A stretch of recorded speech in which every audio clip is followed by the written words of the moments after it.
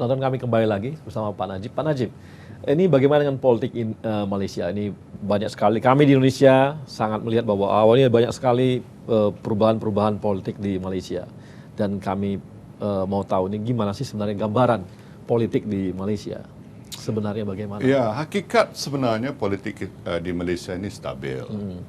Apa yang mereka lihat itu saya anggap sebagai noise level ya. Noise level. Noise levelnya agak tinggi sikit. Tinggi sikit. Ya, tapi hakikatnya fundamentalnya ada stability. Okay. Sebab untuk melakukan satu perubahan di Malaysia ini mesti berpandu kepada perlembagaan dan the rule of law. Perlembagaan kita dengan jelas mengatakan bahawa sesiapa yang ada majoriti dalam Dewan Parlimen, maka dia menubuhkan kerajaan, dia menjadi Perdana Menteri. Dan kita ada sistem parti, mana siapa yang menjadi presiden pada parti, dalam hal Malaysia ini presiden pada parti UMNO, sebab UMNO merupakan parti yang terbesar dari segi politik, maka dia juga jadi Perdana Menteri. Kita tak boleh menukar kerajaan melalui demonstrasi jalanan. Tetapi kita tetap pegang kepada demokrasi. Demokrasi memberi hak pada rakyat memilih kerajaan sekali dalam masa 5 tahun. Kalau menukar melalui demonstrasi jalanan, jadi demokrasi. Demokrasi. Mungkin meniru Indonesia kali ini. Kita tak mau demokrasi. Kita Indonesia sudah melalui proses sedemikian. Indonesia pun cuba patuh kepada perlembagaan. Sebab kalau kita tengok kesan daripada Arab Spring-nya, kesudahannya apa?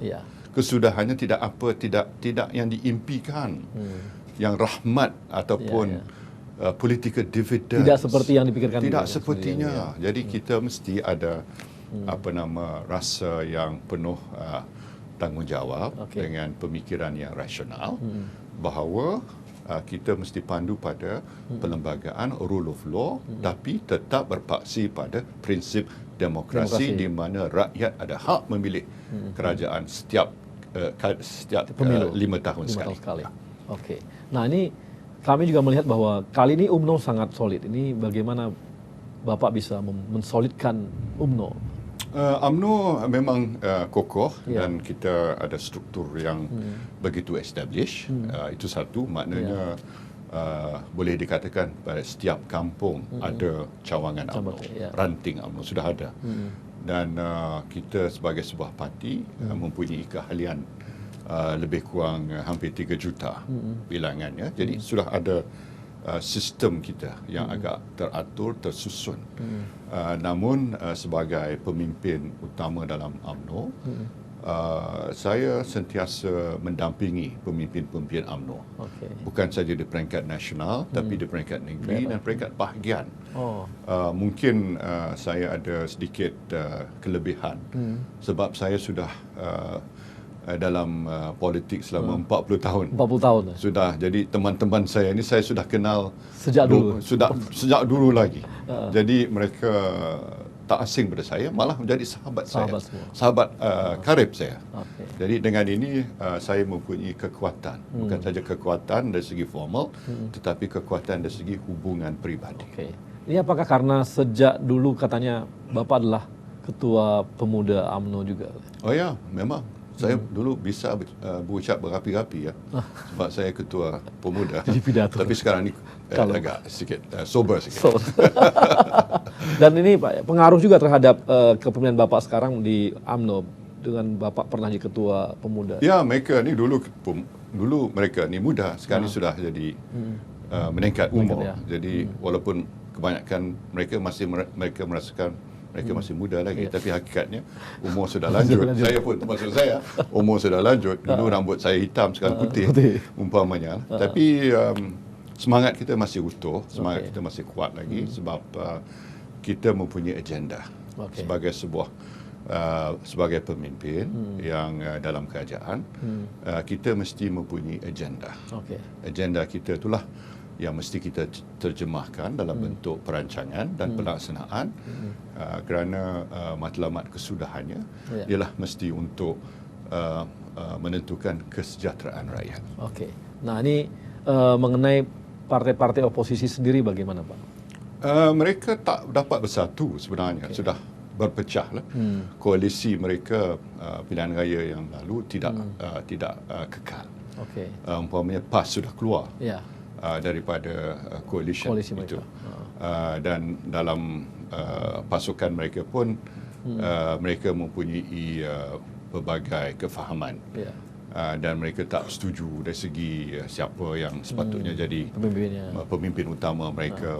Jadi dalam keadaan sedemikian mereka pada hakikatnya tidak merupakan alternatif yang viable kepada Barisan Nasional. Okey. Jadi sebenarnya siapa yang membuat agak ramai politik di Malaysia, Pak? Ya, ini soal noise level saja. Noise level saja, ya? Noise level, ya. Itu saja. Itu saja sebenarnya. Itu saja sebab di sini ada masing-masing cuba yang mempunyai agenda peribadi masing-masing. Okey. Ya, itu yang jadi menyebabkan suasana tu kalau dilihat dari luar ni seolah-olah kucak-kacir Ya, betul. di Malaysia, tapi bila mereka lihat pada fundamentalsnya di sini stabil sebab mereka tak boleh nak menukar kerajaan tanpa melalui proses demokrasi. Okey. Nah, dengan Pak Mahathir sendiri bagaimana, Pak, hubungan? Kan Bapak dulu adalah Ya, sangat pendukung Mahathir dulu. memang selama 22 tahun lebih. 22 tahun lebih. Iya, saya jadi penyokong setia pada dia. Tapi sekarang ni cerita lain. Dia tak ingat pada jasa sumbangan saya selama 22 tahun. Tapi saya ingat sebagai secara personalitinya.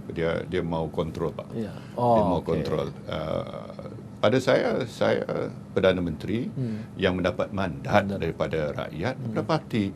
Jadi saya harus mentadbir negara ini, menentukan dasar negara kita, membuat keputusan berdasarkan kepada kepimpinan pada hemat saya apa yang terbaik. Ya. Setelah saya bincang dengan rakan-rakan saya dalam kabinet, Ya. dalam Supreme Council Majlis Tertinggi, Ya. secara kolektif dan sebagainya. Jadi saya bersandar pada prinsip itu.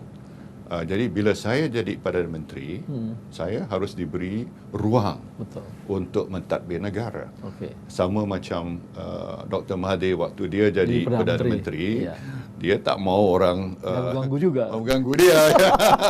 Malah dia tak akan terima nasihat. Ya, betul. Zaman dia kata you do it my way or no way.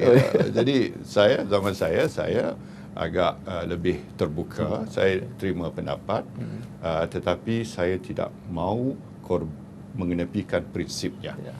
Prinsipnya saya adalah Perdana Menteri yang sah dan saya tetap akan memimpin mengikut kepada Sampai selesai pertimbangan nanti saya yang terbaik untuk negara dan untuk rakyat. Okey. Padahal dulu Bapak di setiap kritis Pak Mahathir sepertinya Pak Najib yang selalu support ya. Ya, dulu ya. Dulu ya. Oh, Dulu dulu. setiap kalau ada goyangan terhadap goncangan Pak Mahathir pasti Bapak ada di situ. Dia hampir-hampir hampir gini, hampir Bapak jatuh ada, ya. gitu. 87 hampir jatuh. hampir jatuh. Separuh daripada anggota parti tidak mau pada dia, menolak dia. Tapi kita tetap setia pada dia. Sebab itu dia boleh menjadi Perdana Menteri selama 22 tahun. Iya, betul. Nah, ini yang bagi kita memang kemarin mengejutkan ketika langkah dia seperti itu. Ya. Apakah dia lupa pada partainya atau negaranya atau pada tujuan negaranya atau gimana, Pak? Pada saya ada prinsip, moral prinsip dalam politik, dalam hidup kita. Ya. Maknanya kalau kita tak ada apa-apa pun, ibaratnya tinggal seluar dalam pun, Ya. sekurang-kurangnya kita ada maruah diri. Ya. Orang putih kata, we must keep our dignity. Okey. Jadi kalau kita korbankan prinsip, maka sejarah akan menghukum kita.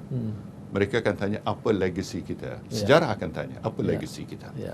Kita patut memahami hakikat bahawa kepimpinan kita ini bukan akan dinilai hari ini sahaja, nanti. tetapi sejarah akan menilai kita. Okey. Dengan Pak Lah sendiri bagaimana, Pak? Ya, hubungan baik. Pak Lah dia gentleman. Dia terima prinsip bahawa dia tidak lagi Perdana Menteri. Maka dia sokong saya sebagai pengganti dia. Ya, support dia. Okay, Walaupun saya ambil alih daripada jawatan dia, tapi dia tak ada perasaan nggak ada iri hati. masalah ya. Nggak ada. Jadi sebenarnya siapa ya, Pak ya? Ya, apa dia? Siapa sebenarnya yang ribut-ribut ini? Ribut-ribut ini daripada Pak Mahathir saja. Tak ada orang lain. Nggak ada orang lain. Ya, gitu. Tak ada orang Karena lain. kita lihat oposisi juga tidak ada masalah sebenarnya. Ya, Mereka juga terpecah belah. Ya, ya. Di sisi UMNO-nya juga solid gitu ya. Jadi ini hanya atau ini hanya sekedar histori dia saja mungkin. Ya, dia ada agenda dia. Dia mungkin ada sesuatu. Mungkin kerana anak dia mungkin mau diletakkan dalam kepimpinan negara, mungkin dia mau kontrol polisi kerajaan, boleh ada projek favourite-nya yang tak ditunaikan dan sebagainya. Jadi kita optimis bahwa ke depan Malaysia untuk urusan politik itu akan selesai dengan noise-noise-nya. Ya, kita ada kekuatan. Selagi kita ada kekuatan, insya-Allah kerajaan hari ini akan kekal sampai pada pilihan raya di mana kita harus kembali kepada rakyat untuk menentukan sama ada kita akan dapat sokongan untuk dilanjutkan tempohnya ataupun sebalik. Pak Najib akan maju lagi nanti? Sampai masanya akan terjawab. Tapi kalau lihat UMNO yang sangat solid, tapi mandat ya, soalnya rekodnya, prestasinya dan sebagainya. Dan kemarin di tangan Pak Najib suara UMNO dibanding Pak Lah cukup naik juga ya. Ya, saya menentukan kesinambungan. Masing-masing pemimpin, setiap pemimpin ada gayanya tersendiri. Pak Lah ada gayanya, saya pun ada gayanya. Tapi yang penting sekali ialah ada kemajuan. Ya. Nah, ini Pak, sehubungan dengan akan makin solidnya Malaysia untuk maju, kira-kira persiapan Malaysia untuk masuk ke masyarakat ekonomi ASEAN ini bagaimana langkahnya? Ya, kita sudah pun jadi anggota kepada ASEAN sebagai sebuah economic community.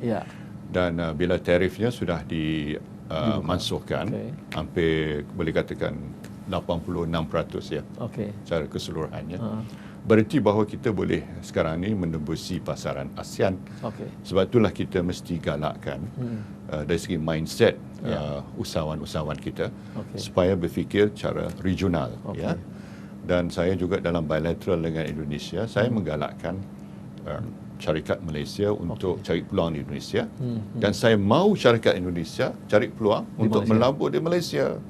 Sebab sekarang ini saya tengok figuresnya, angka-angkanya, jumlah pelaburan Malaysia di Indonesia melebihi 15 bilion dolar Amerika. Tapi bilangan Indonesian investment di Malaysia masih kurang 1.68 bilion ya. Jadi maknanya masih terlalu gapnya masih jauh. Besar. Jadi kita mesti galakkan syarikat-syarikat Indonesia untuk melabur di Malaysia. Nah, persiapan Malaysia sendiri untuk menyiapkan misalnya skala itu tadi small enterprise tadi bagaimana Pak?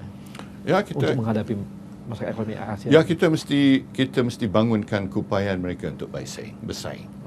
Jadi kemampuan mereka untuk cari modal, untuk mencari networking, expertise, apa semua itu mestilah proses ini, bantuan ini mestilah kita lakukan secara tersusun, sistematik. Ini kita lakukan melalui SME Corp, umpamanya, melalui dana-dana lain yang kita tentukan. Jadi banyak bantuan untuk banyak. Dan saya koordinat, saya selaraskan sebab platformnya small and medium enterprise development di Malaysia saya promosikan. Dan ini akan masuk ke Indonesia juga. Kalau Indonesia kira-kira investasi apa lagi yang bakal masuk dari Malaysia, Pak? Kita mungkin bidang plantation sudah maksimum ya. Sudah maksimum. Saya ingat mungkin dalam bidang infrastructure ya. Macam UE buat lebuh raya baru ini. Pelabuhan downstream ya. Kalau tak boleh masuk hiliran ya, kita bawa downstream, bukan upstream lagi tapi downstream. Dalam plantation banyak lagi sebab kita mesti ada value add ya. Saya terima kasih dengan Pak Jokowi sebab kita dah berjaya menubuhkan CIPOC, the Council for Palm Oil Producing Countries. Dan sejak CIPOC ni yang diterajui bersama oleh Malaysia dan Indonesia dalam masa yang begitu pantas, harga sawit sudah naik RM500-600 satu tan. Jadi maknanya bila Malaysia dan Indonesia bersatu bekerjasama dengan erat, kejayaannya lah kejayaan yang boleh kita kongsi bersama. Tapi ini kan Pak, dari Eropah sendiri kan berusaha menghalang-halangi terus. Tapi kalau kita berdua bertindak bersama, Bisa juga. Mereka gerun juga. Ini mungkin yang diharapkan dari masyarakat ekonomi ASEAN, Pak, ya, supaya Ya. ada bersatu untuk negosiasinya. Ada bersatu. Soalnya bukan siapa yang dapat lebih. Betul. Bukan Malaysia dapat lebih, Indonesia dapat lebih, asalkan kedua-dua dapat keuntungan. Itu mesti ada dalam mindset kita. Oke, terima kasih, Pak. Ini kita istirahat dulu untuk yang berikutnya. Ya. Penonton kami kembali lagi setelah yang satu ini.